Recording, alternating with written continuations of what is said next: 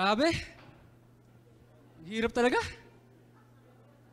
Palagi na lang ba ako hahabulin ng mga babae? Oh my G. As in, oh my G. Oh, mag-ingat kayo sa kinauupuan mo, ha? Oh, bakit? Baka mahulog ka sa akin.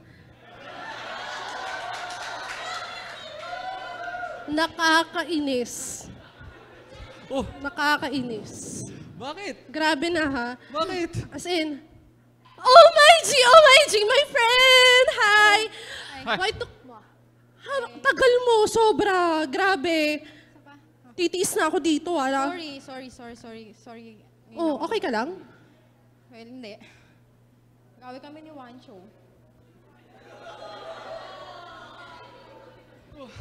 Bakit? Anong problema? Baka may maitulong ako. Ikaw? Kasi ganito eh. Alam niyo yun, nung una, naging kami, okay naman kami. Sobrang sweet niya, alam niyo yun, lagi nandyan para sa akin. Pero, napapansin ko lang kasi nitong mga nakaraang linggo, parang alam mo yun, nalamig-lamig niya eh. Hindi ko alam kung ano yung problema niya sa akin. Hindi ko rin alam kung may nagawa ba akong mali, meron ba akong kasalanan na kinasakit niya. Tinatanong ko naman siya na paulit-ulit eh. Kaso, ewan ko. Feeling ko ano eh, alam niyo yun, dadating na sa point na hihiwalayan niya na ako. Ayoko kaya ng ganun. Ayoko nang maulit yung dati na wala ni isang tao sa tabi ko. Yung dati na, alam, kailangan ko ng kausap, pero kaibigan ko, pamilya ko, wala. Ayoko na nang iiwanan ako sa ere. Hindi ko alam kung anong nangyari sa amin, pero ayoko nang maulit yung naramdaman ko dati dito kay Wancho. Kaya anong ginawa ko? Kanina. Kahit na ayoko nang gawin yung bagay na yun. Napunta ako sa bahay nila. Nakipag-sex ako. Alam mo yun, kahit ayoko na. Kasi yun din yung alam ko na magiging okay kami. Yung way na parang maging okay ulit siya sa akin. Kaso wala eh. Parang iniwanan na naman niya ako eh. Sex na naman. Ayan tayo eh. Nakakairita ha. Problema mo, alam mo na ang paarte mo. As in, oh my G, it's so kadiri kaya. Kasi parang hindi ka nakikipag-sex. Oh, girls. Chill. Chill lang. Kasi naman, ako yung may problema dito. Yung kaibigan mo, hindi ko alam kung anong problema niya, no? Imbis na tulungan ako, damayan ako. Ewan ko, puro kaartehan. Ano ba? Naku Charo, watch your words. Nakakasakit. Kasi naman, Kala mo pag iniwan ka ng boyfriend mo, Girls. kakamatay mo. Relax lang kasi alam kong gwapo ako. Kaya huwag kayong ma-insecure. Na-dead tuloy ako. Yung ginawa naman ni Wancho, tama naman, di ba? Kinuha niya yung gusto niya. Ganon. Pag kailangan, kukunin na. Agad-agad. Oo, ano problema Kakainis dun? ka. Ano problema dun? Alam niyo ba, akala niyo ba madali lang sa akin yung ginagawa ko? Yung naloloko ng babae, yung kinakapalan yung mukha ko? Oo naman! Ang sarap kasaya kaya! Ang sarap nyo kaya lukohin! Ang sarap nyo kaya pahabol-habulin!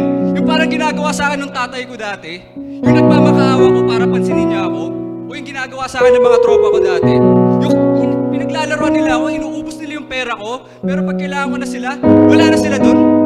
O kaya yung ginawa sa akin ng girlfriend ko. Ha! Yung girlfriend ko na niloloko-loko lang ako. Kung kanino sumama. Sa best friend ko ba? Best friend kong tinuri kong kapatid. Diba? Kaya dapat lang na maramdaman nyo yung mga nararamdaman ko. Naintindihan nyo ba? Kailangan maramdaman nyo yung mga pinagdadaanan ko. At least man lang doon malakas ako. At least man lang doon di nyo nakikita na mahina ako. excuse me, ginagawa mo, muni-muni. Ako may problema dito. Sorry kasi hirap eh. Etong mga to, kala ninyo lalaki ng problema ninyo. Yan ka na naman eh. Ewan ko sa inyo. Alam mo, Peter mo. Na-dead na ako. Para ang palaya. At saka alam mo isa pa, Oh, ano yun? kung makapaglalang ka,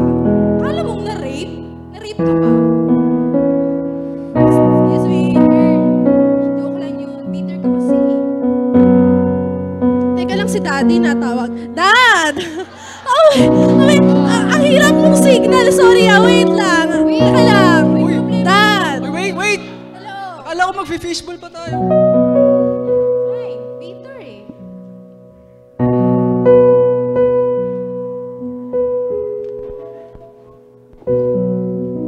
Buti naman wala na sila. Makapagsalita si Charo, akala niya ang dami niyang alam. Wala siyang alam.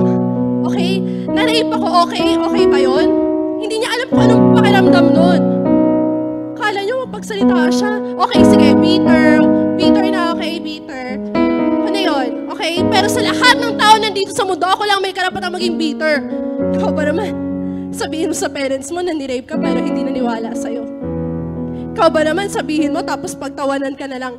Feeling ko tuloy, isa akong malaking joke. Ang hirap nung ganito guys, akala ninyo. Sige, okay, balik tayo sa topic. Ampalaya na akong ampalaya. Pero, masisisi nyo ba hanggang ganun ako ngayon? Eh yun na lang yung tanging paraan na alam ko para protektahan ko yung sarili ko. Saklap lang, no? Na ganito ako ngayon. Tsaka yung gusto mong protektahan. Yung dangal at tsaka yung puri na ninakaw sa'yo, wala silang pakialam kung kanino ibibigay yun.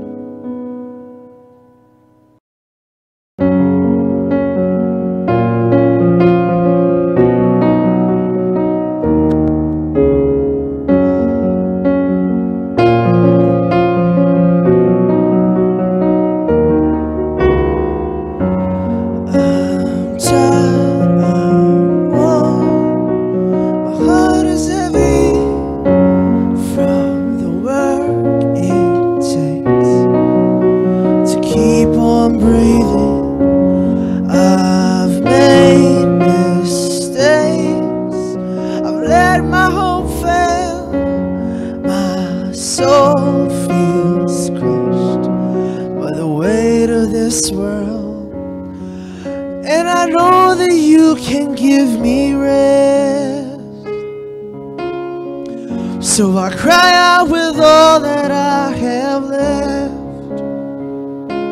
Let me see redemption win. Let me know the struggle ends.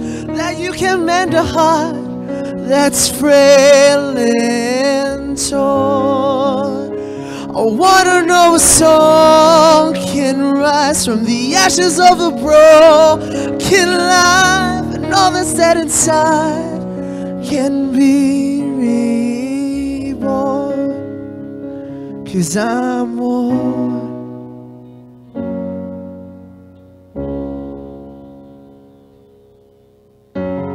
I know I need to lift my eyes up, but I'm too weak. Life just won't let up. And I know that you can give me rest.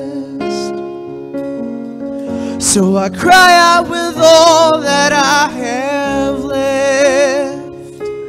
Let me see redemption win. Let me know the struggle ends. That you can mend a heart that's frail and torn. I wanna know a song can rise from the ashes of a broken life, and all that's dead inside can be reborn. 'Cause I'm one.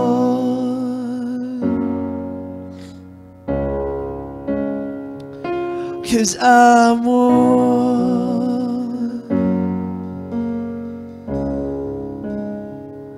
So let me see redemption rise from the ashes of a broken life. I wanna know a song.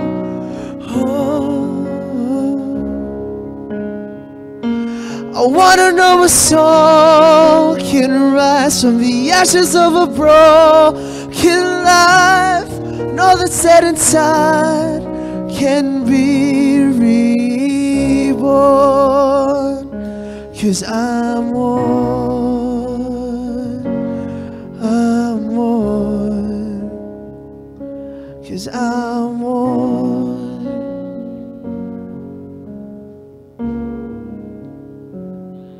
'cause I'm warm. Amen. Palakpakan naman natin yung mga nag-skit at saka yung song na kinanta ni Zeph. Yan. Okay, so how do you feel now? After watching yung, syempre no, very funny, at the same time dramatic yung skit na pinanood natin kanina and then this song. So how do you feel now thinking about yung pinagdaanan ng tatlong characters dito and reflecting in your own life? So syempre, I'm not expecting an answer. It's just a question na gusto kong tanungin para makapag-reflect din kayo inside kung ano yung naging epekto sa inyo ng mga napanood lang natin just now. So I'd like to give all of us right now a moment of silence. So I'd like to ask you all to please bow your heads. Just reflect upon your heart. Ano yung mga naisip nyo, naramdaman nyo, naalala nyo in your own experience, in your own life, dun sa skit and dun sa song na narinig natin ngayon. Let's do this for 30 seconds. Maybe let's just be silent before the Lord.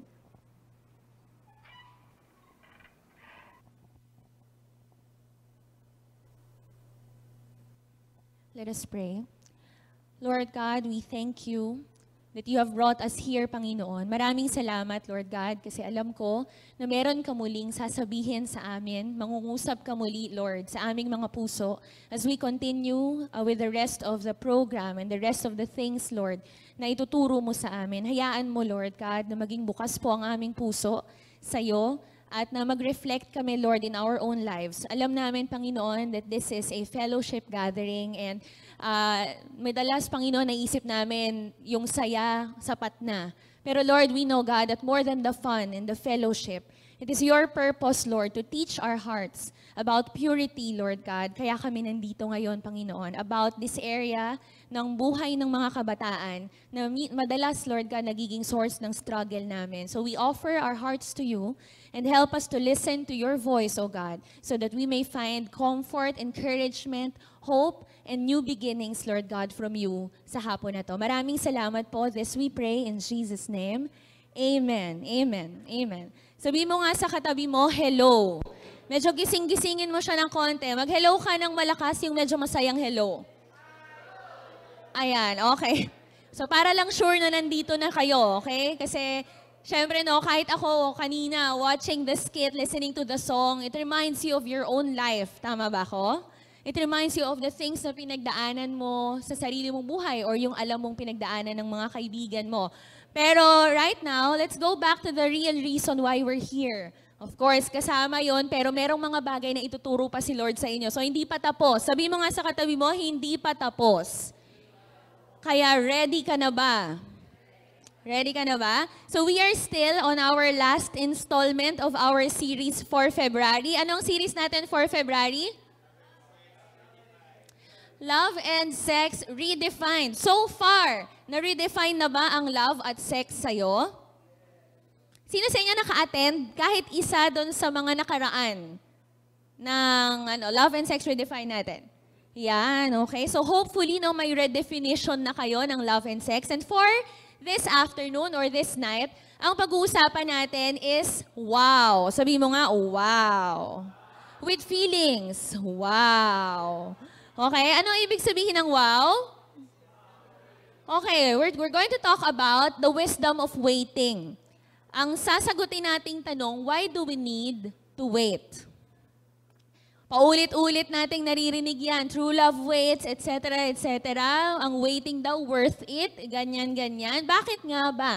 Bakit natin kailangang mag-wait? Ano ba yung maidudulot nito sa ating mga personal na buhay? So ang unang-unang benepisyo. Okay? O ano ang unang magandang magagawa ng paghihintay mo ay ito.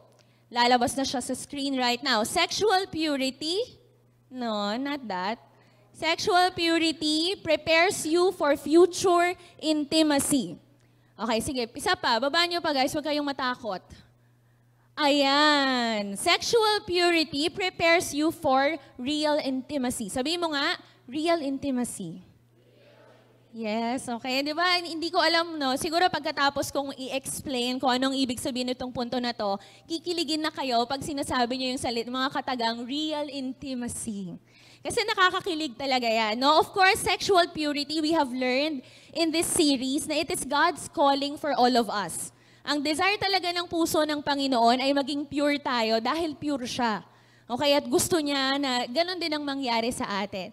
At hindi lang yon ang dahilan kung bakit ni Lord desire na maging pure tayong lahat.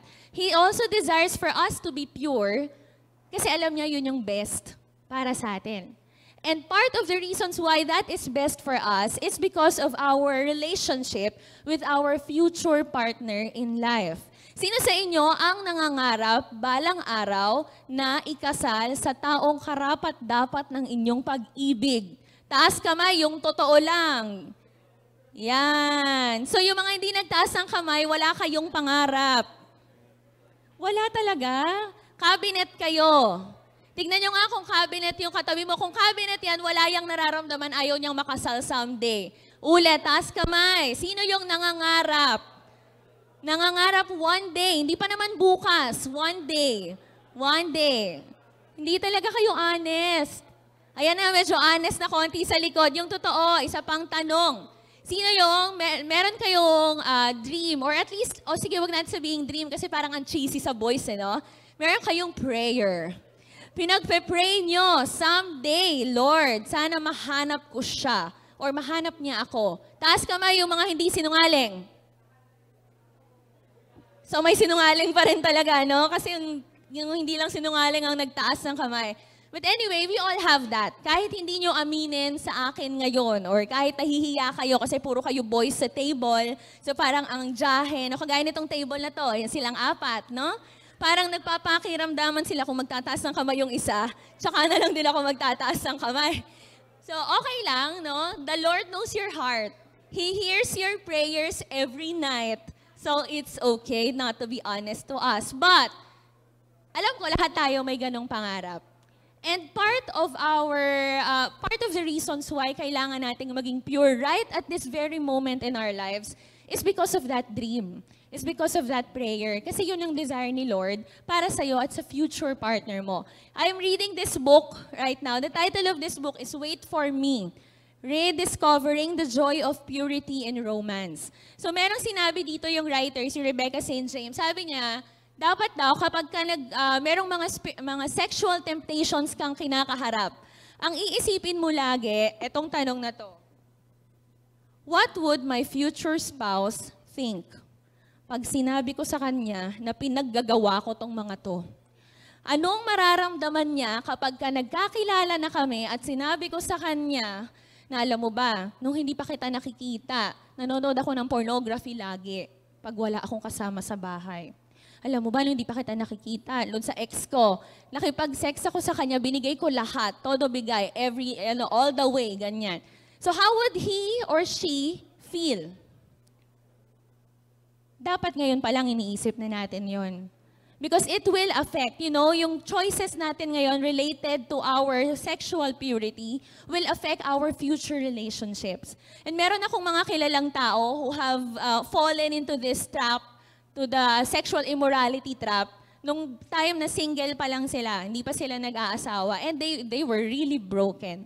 Meron akong mga kilalang couples na nag-fall sila into that trap nung hindi pa sila kasal, tapos sa grace ni Lord, sila rin naman yung nag-end up together. Pero nung mag-asawa na sila, hindi na nila ma-enjoy kung ano talaga yung gusto ni Lord na sana nangyayari sa mag-asawa whenever they are engaging in sex. Kasi ang desire talaga ni Lord dyan is beauty. Alam mo yung gusto ni Lord yun, kasama yan sa plano niya. Pero kapag ginagawa natin siya outside marriage, meron siyang effect kahit na ikasal ka na. Meron siyang magiging epekto sa future mo. Meron ditong testimony in this book. Let me read it to you. Sabi niya, even after we were married, I felt guilty whenever we had sex. I still associated being intimate with my now husband with feelings of guilt and sinfulness. For a while, I believed that because we had had sex prior to our wedding day, that God would not bless our marriage.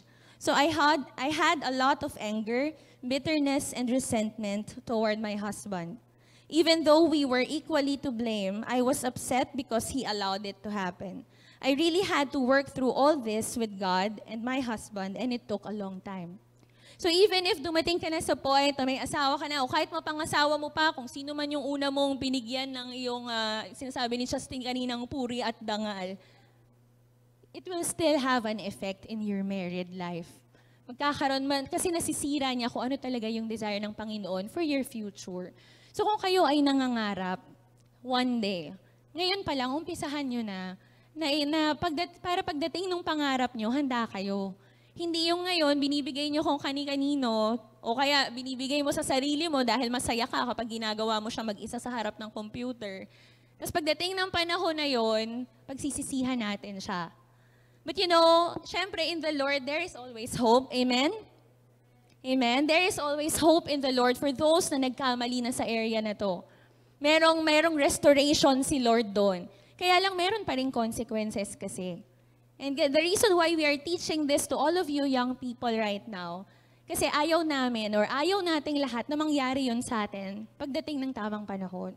So that's the reason why, ito yung tinuturo natin ngayon. That's the reason why waiting is very important kasi it's the best for you and for your future husband, for your future wife, and for your future family. Yung intimacy niyong dalawa, kung paano talaga dinesign ni Lord, mas mararanasan niyo lang yung reality nun if ngayon pa lang, ipe-prepare niyo na yung sarili niyo by being sexually pure. Let me read to you this verse. 1 Corinthians 6, verse 17 to 20. There is more to sex than mere skin on skin. Sex is as much spiritual mystery as physical fact. As written in Scripture, the two become one. Since we want to become spiritually one with the Master, we must not pursue the kind of sex that avoids commitment and intimacy, leaving us more lonely than ever, the kind of sex that can never become one. There is a sense in which sexual sins are different from all others. In sexual sin, we violate the sacredness of our own bodies, these bodies that were made for God, God-given and God-modeled love, for becoming one with another. Or didn't you realize that your body is a sacred place, the place of the Holy Spirit? Don't you see that you cannot live however you please, squandering what God paid such a high price for? The physical part of you is not some piece of property belonging to the spiritual part of you. God owns the whole works. So let people see God in and through your body. So how we keep our purity right now, at this stage, habang young people pa lang tayo, will prepare us for real intimacy sa future na kinreate ni Lord para sa atin and to God Himself. Amen? Amen. So right now, I'd like to call on two people who will share their own stories sa inyo. Kung paano nila dinecide before and hanggang ngayon, and they choose to decide to do it every day. To keep themselves pure because alam nila na yun yung gusto ng Panginoon para sa kanila. So dalawa sila, isang girl at isang boy. Let me call on first, ladies first, si Shaka. Hello! Ayun. Ako si Shaka, tapos since I was younger, I have already decided na yung first kiss ko sa wedding day ko. Tapos, I have always dreamed na yung groom ko, siya yung first and last boyfriend ko. So yun, di ba, ambisyosa. Pero ang aga kong nag-decide kasi ang aga kong na-expose sa relationship sa friends ko. So, sabi ko, ayokong magaya sa kanila, na gusto ko i-keep ko siya sa right time. Tapos, yun, mas na-convince ako kasi nung 15 years old ako, I became a Christian. Tapos, natutunan namin dito sa RLCC yung true love waits sa purity. So, nagamit ko siya kasi nung bago ako maging Christian, meron akong ka-MU. Diba? Tapos, it lasted for 3 years and few months. And dun sa duration na yun, sobrang blessed ako kasi I have kept myself pure. And it was because, kasi nga, of course, the grace of the Lord, at saka yung obedience din talaga. And importante kasi yung may conviction ka, na, yun nga, yung body kasi, di ba, temple ni Lord. So, basically, you do things na that will glorify God, and doing things beyond what you two should just do, especially hindi naman kami noong time na yun, would definitely break His heart. Kaya talagang sobra yung kinip ko siya. And blessed din ako kasi since I have been following Christ, so nakita niya yung credibility and integrity of the Lord sa akin. Kaya siya mismo, hindi rin niya ako pinilit sa mga bagay. Kasi importante yun na yung life mo, yun yung magiging Bible nung tao na, yung tao na yun, kung sino man yun eh. And pag nakikita niya sa'yo kung sino ka, hindi ka niya pipilitin na gawin yung mga bagay na kung ano yung hindi mo gustong gawin. So yun, yung iba naman siguro dito na nakikinig na, syempre, nagka-past relationships na, this is not to put you down, but it's to encourage you na dahil ngayon, may chance na kayo na to wait upon the Lord. And may chance na kayo na gawin na yung mas tamang paraan or yung bagay na hindi na i-break yung heart ni Lord pag hinarap nyo siya. Yun. Tapos, syempre, now, I'm still keeping it. Yung dream ko na, yung mga first is a wedding, yung mga first, last boyfriend sa, yung groom ko, ganyan. Pero it's not because kasi ayokong magaya sa iba, or kasi romantic lalala siya, ganyan. But it's more of, kasi God has given me the chance na i-keep siya. So why not continue it until the right time na ibibigay ko siya sa panahon at sa tamang panahon na ibibigay na rin sa akin ni Lord. And yun yung panahon na yung I do and yung forever and always, so yung kung ano-ano mang kaek-ekan dyan, mas magandang iririgalo mo dun sa magiging future partner mo, yung whole purity mo na buong buo ka nahaharap sa kanya. So yun. Wait lang. Okay, okay lang ba? May script ako, guys. Okay lang.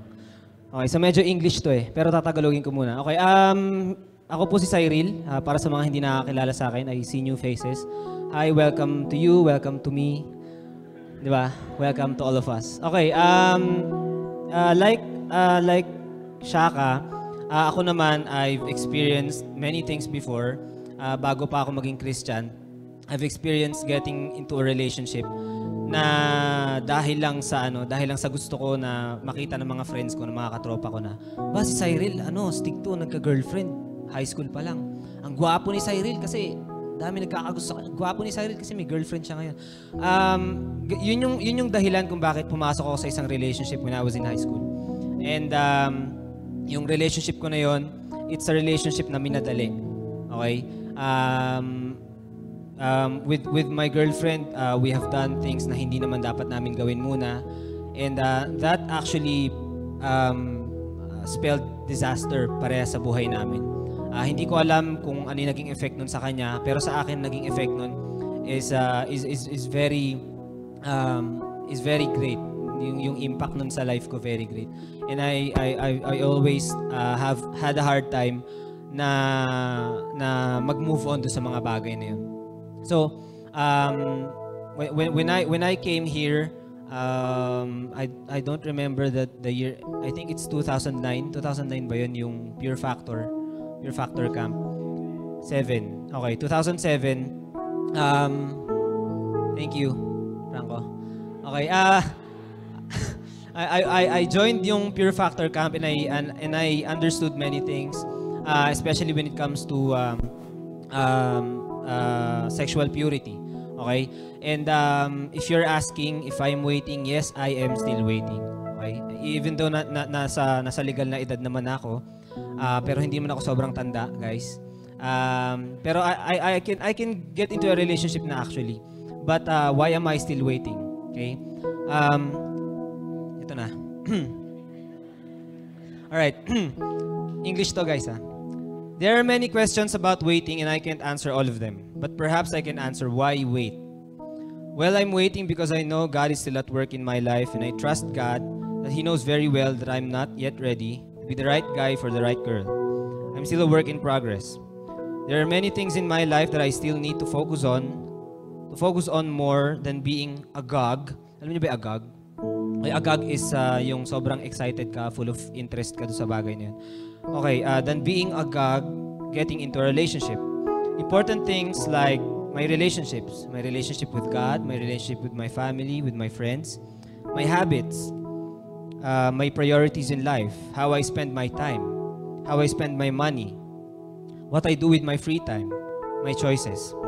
And because I believe that the most important thing to consider in every event of your life, particularly in looking for a future partner in life, is your relationship with God. You know, many guys today, I'm speaking to the guys, many guys today, and perhaps even girls, today fall in love because of emotions or physical attraction only. But when we, us, guys, again, I'm speaking to you, when we look for a girl, we should look for somebody we plan on marrying, not somebody to just spend our loving feelings with, or para lang may mapagbuntunan tayo nung nararamdaman natin tapos pag wala na, hanap na ulit. Guys, if your relationship with God is not in good condition and you want to enter into a relationship with a girl, you're just spelling disaster for your lives. Ayaw nyo naman nun, di ba? Ayaw nyo nun. Yeah, good. Okay. So again, why wait? Why am I waiting? I'm waiting because I want to make sure that the foundation, my basis on making one of the greatest decisions in my life is my relationship with God. A peaceful, full of hope and love, faith-building kind of relationship. Thank you. Amen. Thank you, Sai. Thank you, Shaka. Alam niyo, itong dalawang taong to, ever since talaga, Dave, nauna sila sa akin Nauna sila sa akin for a few years and months, and seeing them right now, ganyan na sila, from high school na maliliit, diba? Si Cyril, maitim pa talaga nun.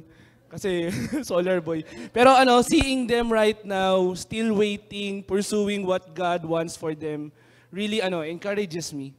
Na yung resulta ng paghihintay is really worth it. So kanina yung sabi ni Ate Swanee nyo that that sexual purity prepares you for real intimacy. Tama 'yun, no? Na we don't want to hurt ourselves right now. We are just hurting ourselves right now if we are pursuing sexual purity ngayon. Kasi hindi mo pa naman talaga alam kung yung mga kasama mo ba ngayon ay siya na talaga. Naalala ko sa Pure Factor, meron yung pinagdidikit na papel, tapos pinaghihiwalay sila. Kasi ganun yung pag nangyayari. Nagiging one, tapos pag naghiwalay, yung part mo na iiwan dun sa isa. Diba? So pag nakikita mo siya may kasamang iba, parang, sakit, diba? So ganun yun. Next, we come to the next point kung bakit why wait. So I want to read to you a verse muna. It is found in 1 Corinthians 7:7-9, the message. Sabi dito, ito ang bago kong life verse. Sometimes I wish everyone were single like me. Yes. Okay. Ayan, sinabi ko na. A simpler life in many ways, but celibacy, or hindi pagkakaroon ng asawa, is not for everyone any more than marriage is. God gives the gift of the single life to some, and the gift of the married life to others. Next verse. I do though tell the unmarried and widows that singleness might well be the best thing for them. Okay? As it has been for me. Wow.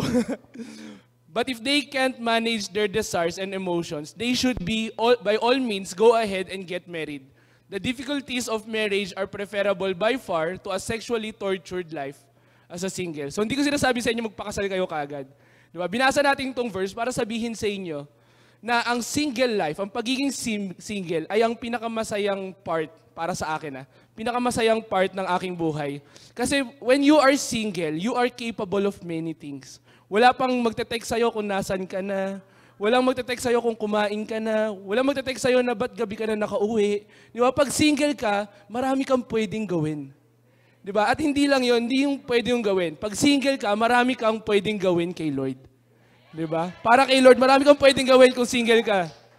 Di ba? Bakit wala ka ng time para sa akin? Napapansin ko lang, puro ka na lang church, di ba? Ngayong single ka, marami kang pwedeng gawin. Di ba? Right priority prepares you for ministry. And when I say ministry, hindi lang to yung mga ginagawa sa church na tulad ng pagkanta, pag-aayos ng table, or pagsasalita dito, or tech. Pag ministry, mga ginagawa mo for the Lord. Maybe your study can be your ministry. Diba? Maybe your family right now, yung tatay mo, yung nanay mo, can be your ministry. Diba? At kung may kakaroon ka ng love life, mababawasan yung oras mo para dun. Yung iba nga, yung oras nila napupunta na sa love life. Ngayon, meron kayong opportunity para gamitin kung anong meron kayo para kay Lord. At the same time, gamitin yung time nyo para ma-prepare naman kayo for your future ministry. Sino dito yung mga lalaki? Okay? Okay, may mga babaeng nagtaas. Anyways, guys, eto, we are the leaders of our family for the future. Tayo yung magli-lead sa kanila. At kung ngayon pa lang, hindi mo na nire-ready yung sarili mo, ano mangyayari sa future mo? I remember some of my friends, masyado sila nagmadali, tapos nagkaroon sila ng pamilya kaagad. Ngayon, nahihirapan sila maghanap kung saan ipapakain, ano yung papakain nila sa family nila. Eh, yung family nila, ministry yun. So nagugutom yung pamilya nila, hindi sila nakapag-prepare para sa ministry nila. Kasi nagmadali sila. Ngayon, na-encourage yung mga lalaki, pwede kayong mag-prepare for your ministry ngayon pa lang. Mag-ipon kayo. Pag nagkatrabaho kayo, mag-ipon kayo ng pambahay nyo.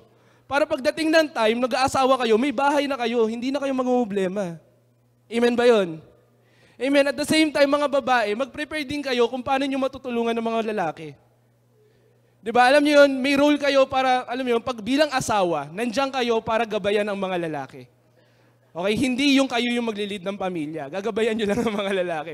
Pero ito yun yung time para matuto kayo kung paano nyo tutulungan yung mga brothers nyo in Christ. Diba? Sa paraan pa lang ng pananamit nyo. Sa paraan ng pakikipag-usap nyo sa kanila. Sa paraan ng pagtulong sa kanila para ma-prepare sila for a leader sa family. Amen ba yun? So right priority. Prioritize things na mapaprepare tayo for our future. At the same time, yung mga things na pwede natin gawin for the Lord. So right priority prepares you for ministry. Amen ba yun? Amen. Sige, so right now, we will go to our group discussions. Ayan, so do you agree that being in this time of our life, which is yung youth tayo, is the best time for you to prepare for our ministry, present ministry, saka future ministry, and then why? At the same time, in application, what are the practical things that you can do in the next few days? In line dito sa natutunan natin. Okay, sige, so maybe a group of 3 or 4 lang, babae sa babae, lalaki sa lalaki. Sige, let's just share.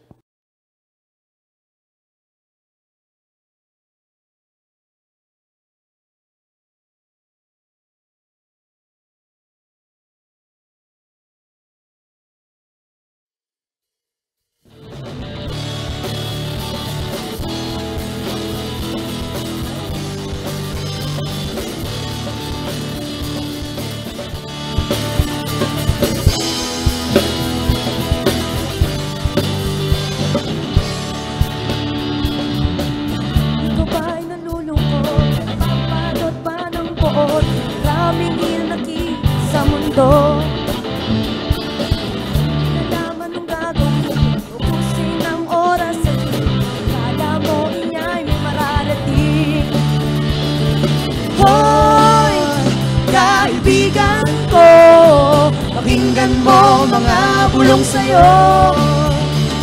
Ito'y di galing sa mundo, patungo sa pangakong paraiso.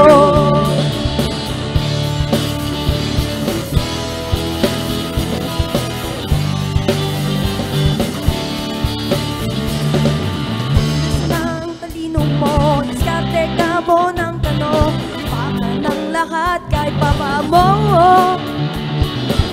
Minsan ang kagitingan ay wala sa bigat ng pinapasan, sumusukot pagharap sa kabiguan.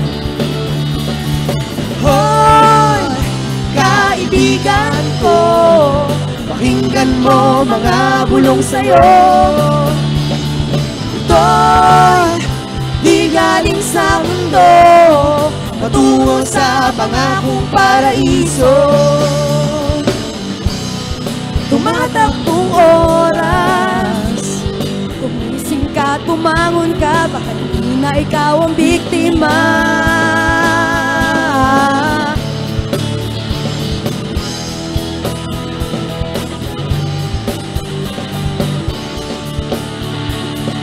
Hoy, kaibigan ko, pakinggan mo mga bulong sa'yo. Ito'y di galing sa mundo, patungo sa pangakong paraiso. Hoy, kaibigan ko, pakinggan mo mga bulong sa'yo.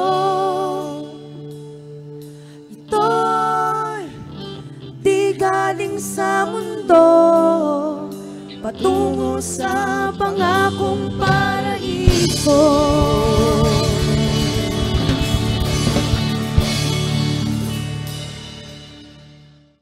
Are you learning something tonight? Amen? So, I hope nakakatulong kami, nakakatulong lahat ng mga sinishare dito ng mga young people natin sa inyong present or even future love life. Okay? So, alam nyo, as I was hearing all the sharing and testimonies of our young people, I feel so proud in my heart of the grace of God na talagang astig si Lord on how He changes the lives of people who used to be like this. Yun. May kidlat. Okay, so natutuwa ako talaga. Pinupuri ko ang Panginoon para kila Cyril, kila Shaka, yung mga nagsishare dito sila GV Swani and everyone else na tumatayo dito umaawit and how the Lord has really changed their lives and keeps on changing their lives because they keep on surrendering whatever the Lord is parang sinisurface sa hearts nila. And before we end our event tonight, ating parang Valentine party, pero at the same time, ito yung party na may matututunan ka eh. Tama ba? Amen. Sino sa inyo may natututunan? Okay, tignan mo yung katabi mo. Okay? Kung korting puso niya ang mata niya. Son. Hindi raw korting puso. Oo. So, nasa na? Game. Where's the PowerPoint? Okay. Let's review. Why wait? First, we know that there are 3 reasons why we should wait. Unang-una is sexual intimacy prepares you for, sexual purity prepares you for real intimacy. Sinene Swani. Pangalawa, it doesn't come out. Pangalawa, ministry or parang ako ba magkocontrol? Kala ko kayo. Okay, maiksi lang yan eh. Okay, yan yung una. Tapos pangalawa, right priority prepares you for ministry. And last but not the least, bakit ka kailangan maghintay? Sino naiinip pag naghihintay kayo? Kahit anong hinihintay? Fast food, di ba? Minsan fast food na nga pero slow food pa rin. O kaya sa doctor, di ba? We hate waiting, di ba? O kaya sa pila ng FX o jeep, di ba, dyan sa HBC, pag tipong alas 9 ng gabi, ang hirap talaga mag-wait. And some of our young people have given you their reasons and their experiences why they chose to wait on God. At ito, as far as long-term goal is concerned, this will give you a vision, a godly love story results in God's glory. How many of you you love watching love story movies? Ha? Mostly girls, ha? Girls lang nangangarap, gano'n. I'm sure the guys, pamacho effect lang yan.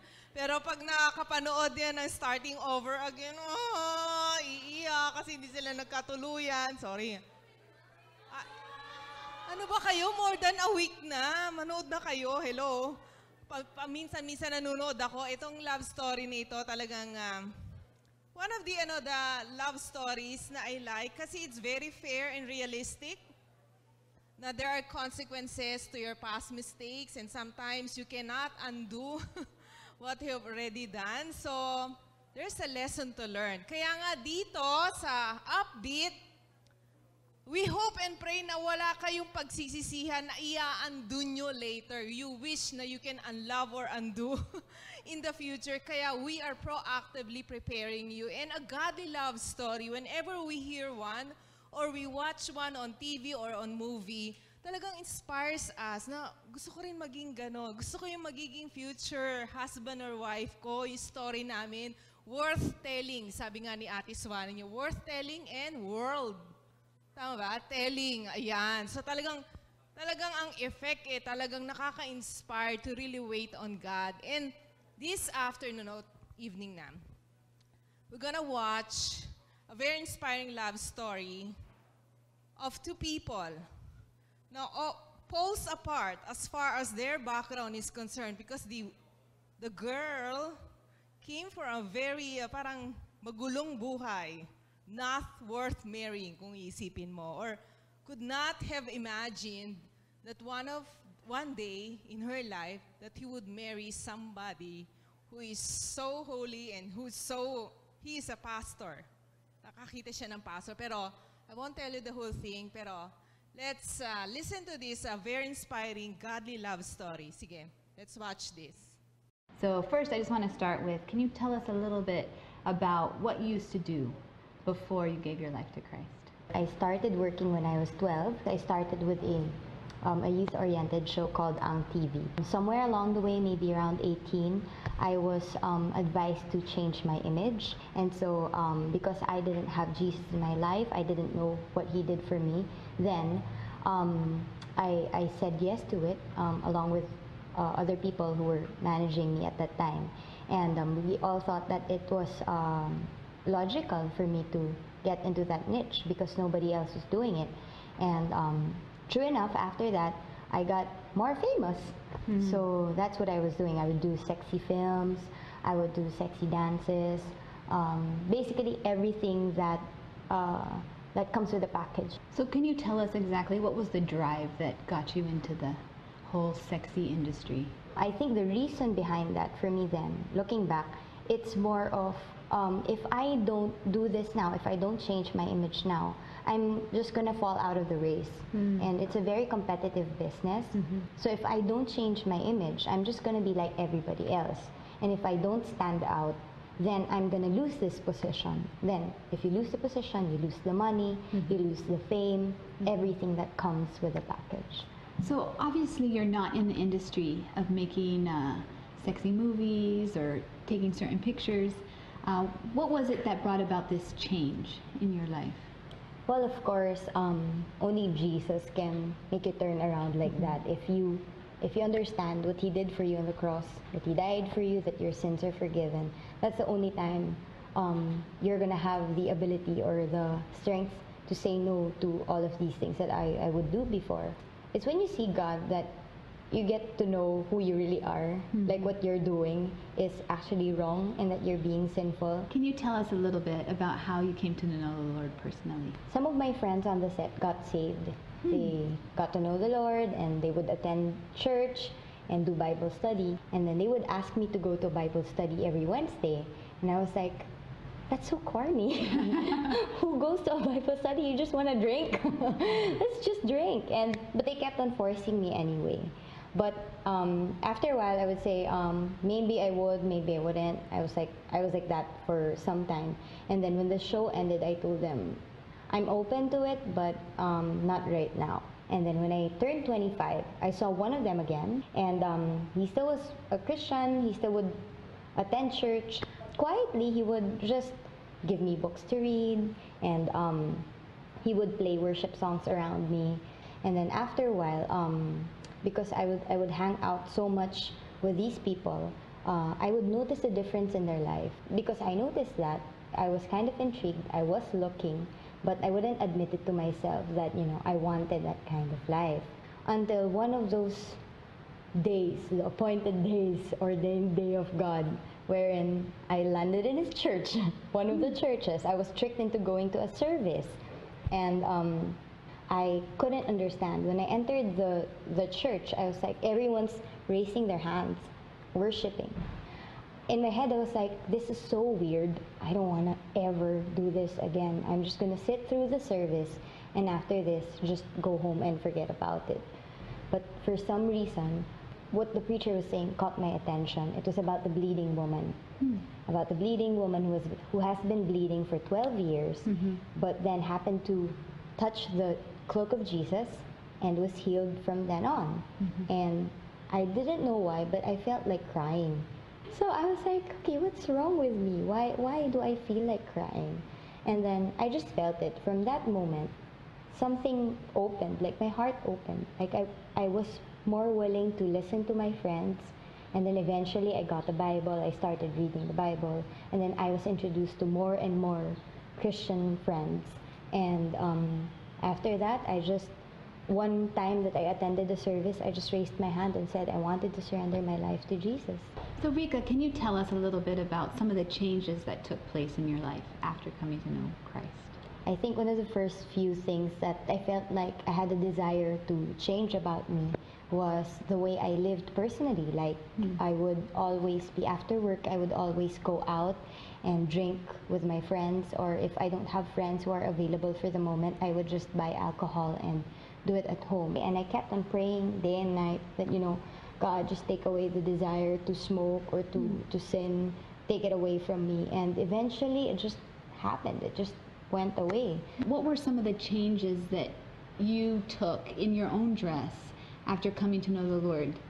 Ooh. Were there any? Oh my gosh, it was so hard actually. When it comes to dressing, in my line of work, you can't change just like that. It has to be like a step-by-step process as well. And so one of those times when I had to guest on a show and do a sexy dance number, and they were asking me to wear the usual, which is, the usual would be glittery, shimmering bras, right? And so I knew that it wouldn't honor God for me to wear that. So instead, even if I looked crazy, I put tube underneath. Rika, can you tell us of any of the sacrifices you've had to make with your career in terms of really bringing glory and honor to the Lord? I had to do a lot because, like I said, the image was sexy. When I was asked to dance, I would decline offers to dance sexily on afternoon variety shows.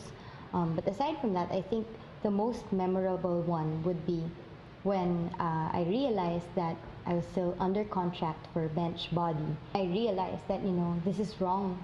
God did not intend for me to show everyone my body, to be in an underwear collection, but this is solely for my husband to be. Whoever God has for me, he's the only one who's supposed to see this. And realizing again that I was under contract, there's no other way but to buy out the contract. Because if you're going to breach it, they're going to end up following you or hounding after you through the court system, right? So they're going to sue you. And I was thinking, at this point in my life wherein I wasn't accepting all of the offers anymore, so financially I was affected, I didn't know what to do anymore. But I just know one thing. I was so sure of one thing. I wasn't sure of what to do, but I was sure that I didn't want to do this anymore. And, you know, anyway, I don't really know what's going to happen here. I might as well write the owner. Wow. So I did. I was like, go straight to Mr. Ben Chan. Who knows? But good for you. Yeah. But I really honestly didn't know what I was thinking, why I did that. But I just started typing. I just thanked him. And then after that, I started telling him about my genuine desire to change image, that's one, and the things that were happening in my life. Because back then I was also newly enrolled in a school. I went back to my studies, and I told him that with all the changes happening in my life, the direction wasn't really going that way anymore. To be an underwear model wouldn't fit my image anymore. And so I asked for him to release me from the contract, and that I offered to pay whatever amount or whatever is in the contract stipulated or have you for me. And so I ended the letter, I signed it, and I kept laying hands on it. I was like, oh God, please, please, I don't have money, you know that.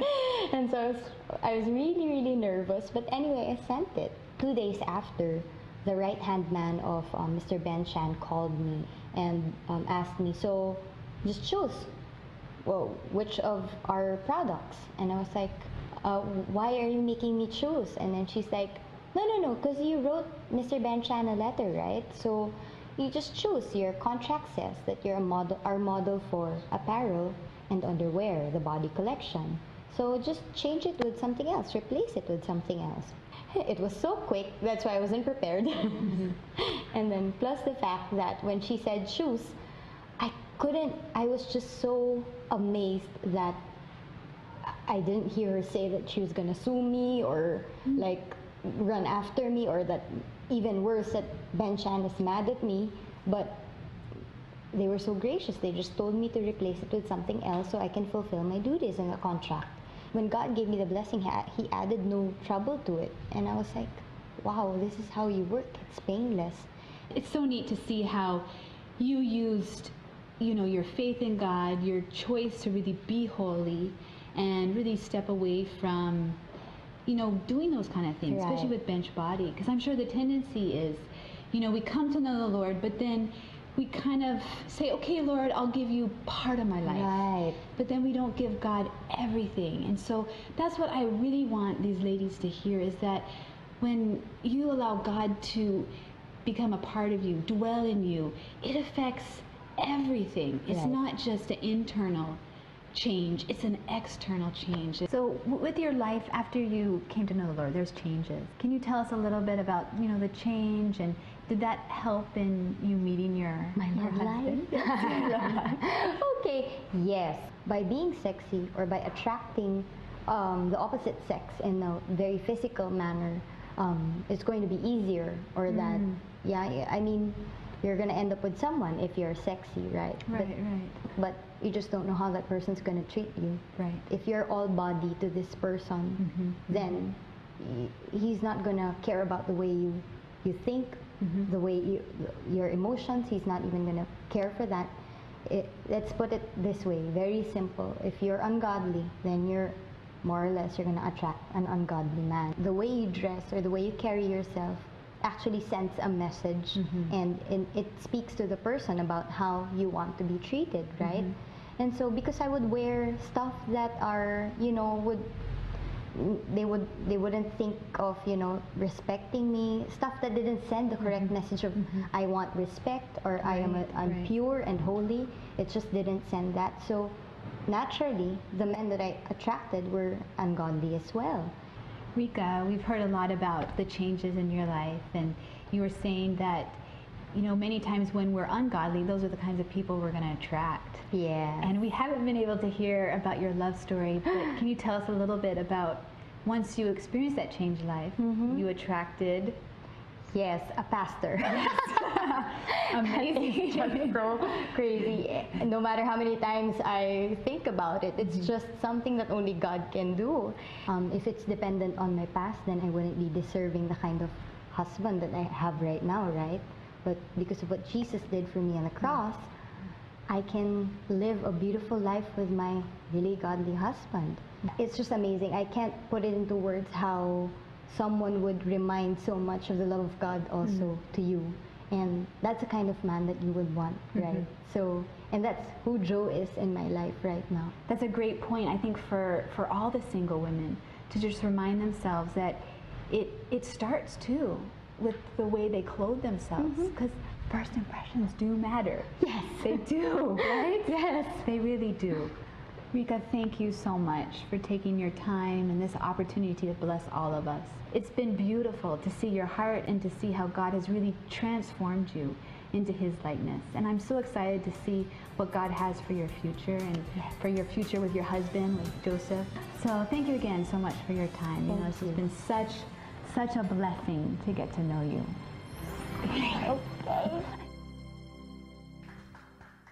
Oh, okay. So, how many of you, Rika Peralejo? Kilala niyo siya, di ba? So, you know who she was before she came to know the Lord. And because of her choices to really open her heart and her life to God, because of her choices to really allow God to change her, kahit na mahirap, sa showbiz mahirap. Sino rito mga taga-showbiz? Okay, feeling lang, feeling.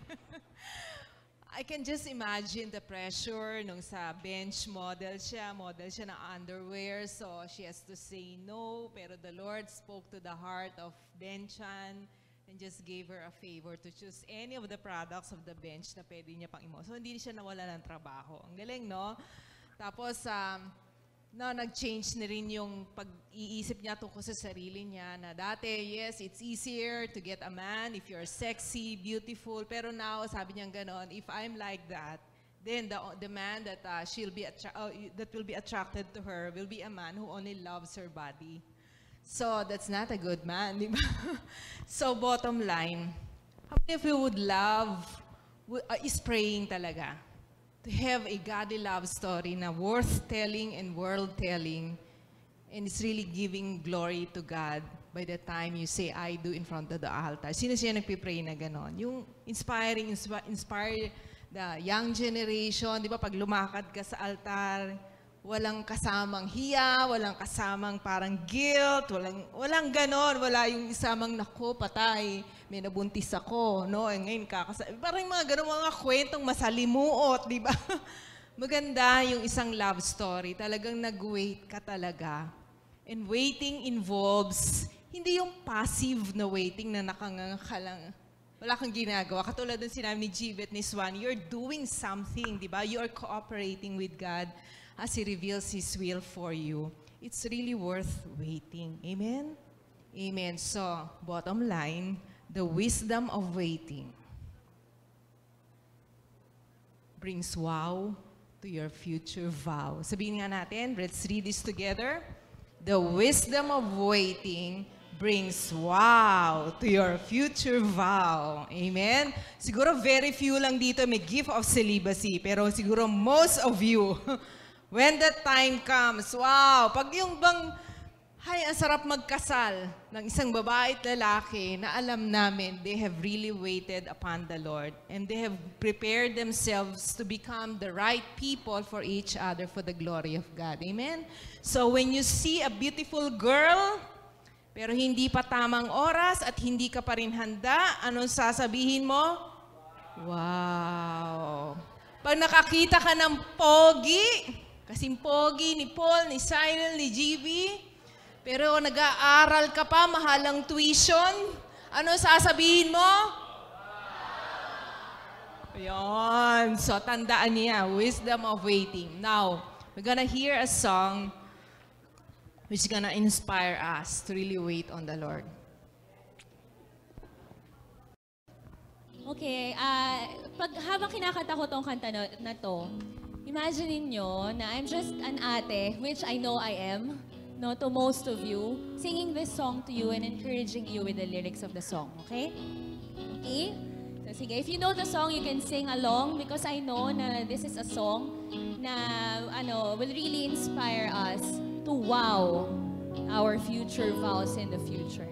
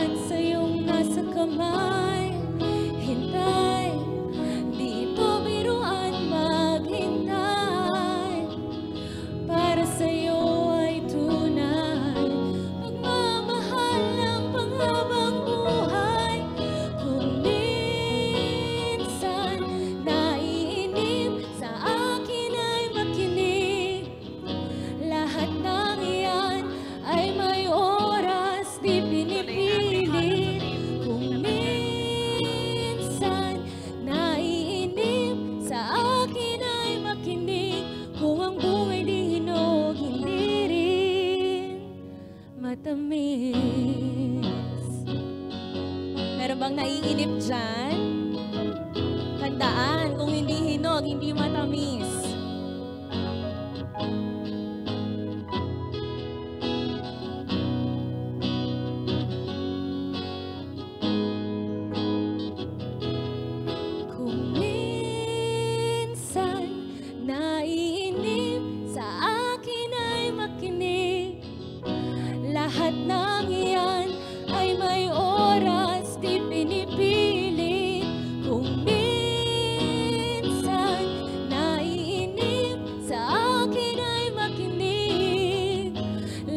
nang iyan ay may oras di pinipilit. Kung minsan naiinip, sa akin ay makinig. Kung ang bungay di hinog, hindi rin. Kung ang bungay di hinog, hindi rin. Promise. Kung ang bungay di hinog, hindi rin matamis. Amen, amen.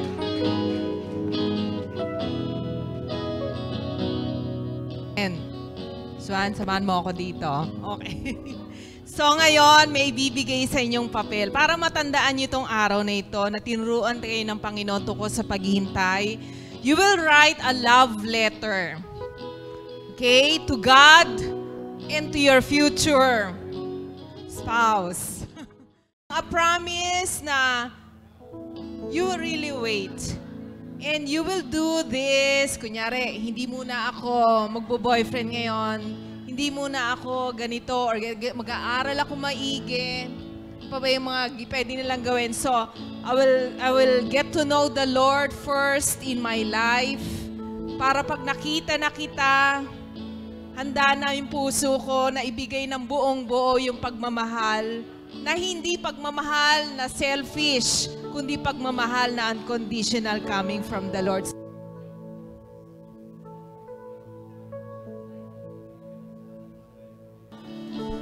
We're gonna end this service with a promise by faith sa ating Panginoon na witness natin, sa ating kaibigan na katabi natin, mga ka-churchmates na kasama natin dito sa Upbeat, mga ka-generation ninyo.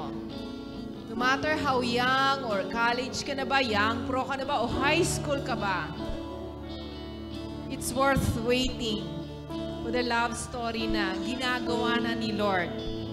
Because you are a part of it, you have a role to play. And Sunny will lead us, will lead you into a promise, prayer of promise to God. Are you ready? Ready na ba kayo? Why don't you hold yung ano nyo, yung letters nyo? Sige, ganito gawin natin, guys. Sa isa yung left hand nyo, hawakan nyo doon yung sulat. Your right hand nyo, hawakan nyo yung inyong puso. Yan, okay? So, itong gagawin natin ngayon, gawin mo lang to if you have really decided to commit to this promise.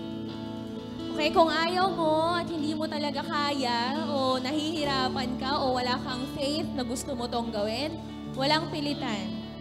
But if this is something that you really want, if this is a conviction sa heart mo ngayon because of the things that you have learned tonight and dito sa buong series ng Upbeat, I want you to repeat after me.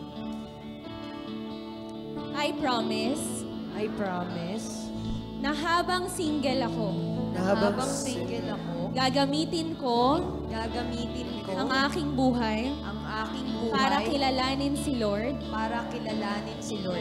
at mag-serve sa Kanya wholeheartedly and faithfully. Pangalawa, habang single ako, gagamitin ko ang aking buhay